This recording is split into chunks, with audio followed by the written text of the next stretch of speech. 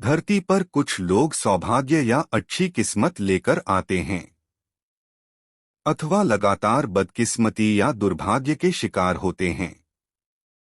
कोई धनवान परिवार में जन्म लेता है, तो कोई गरीब परिवार में जन्म लेता है। आप सभी से मेरा हाथ जोड़कर निवेदन है, इस वीडियो को पूरा सुने, नहीं तो आपको कुछ भी समझ नहीं आएगा।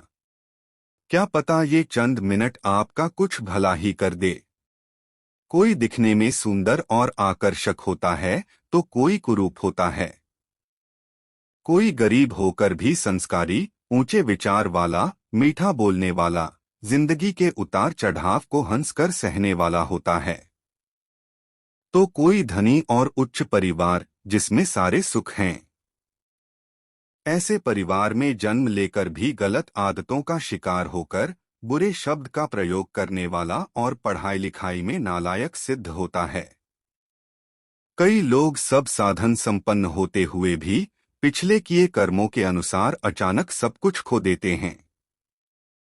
दूसरी ओर कई लोग अत्यंत गरीब होते हुए भी अचानक धनवान हो जाते हैं।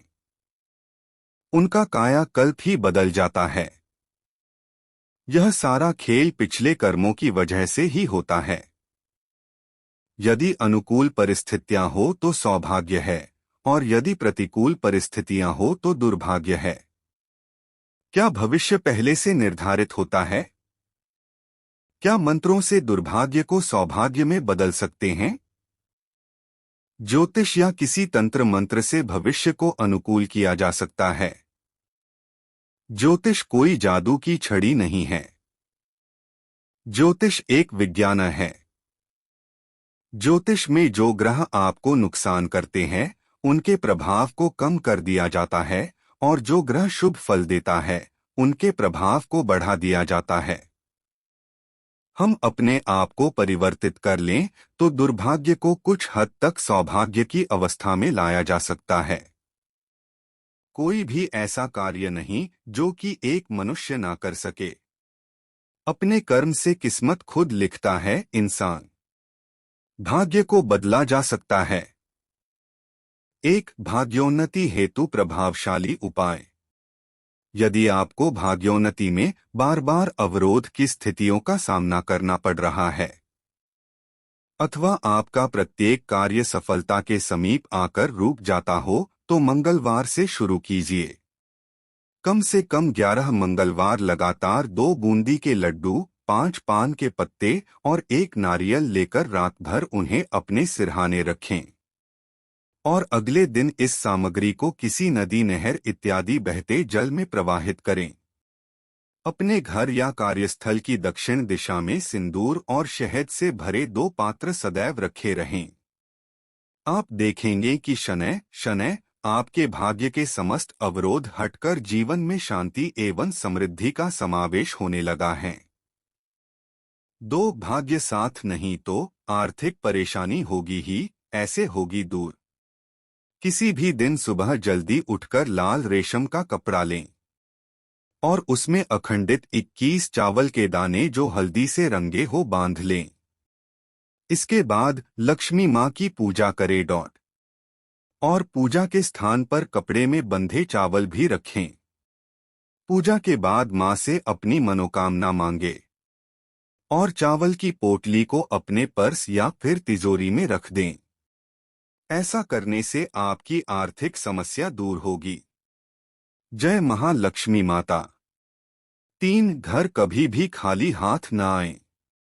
जब भी बाहर से घर में प्रवेश करें तो कभी खाली हाथ न आएं, हमेशा कुछ ना कुछ लेकर प्रवेश करें, फिर वो पेड़ का पत्ता ही क्यों न हो। 4 अपने पत्नी व बच्चों को खुश रखें। बाहर के तनाव में अक्सर हम सबसे ज्यादा प्रताड़ित अपने परिवार को करते हैं। याद रखें, पत्नी और बच्चों की आंख में आंसू यदि आपके आते हैं तो उन्नति के रास्ते बंद हो जाते हैं। इसलिए परिवार को खुश रखें। 5 यह आदत बनाएं, पहली रोटी गाय को दें। शास्त्रों, धर्म ग्रंथों के अनुसार गाय में सभी देवताओं का निवास माना गया है। यदि गाय को रोटी दी जाए तो सभी देवता प्रसन्न होते हैं। आपका भाग्य चमकता है। 6 प्रतिदिन पीपल पर जल चढ़ाएं। पीपल का वृक्ष में भगवान विष्णु का वास होता है।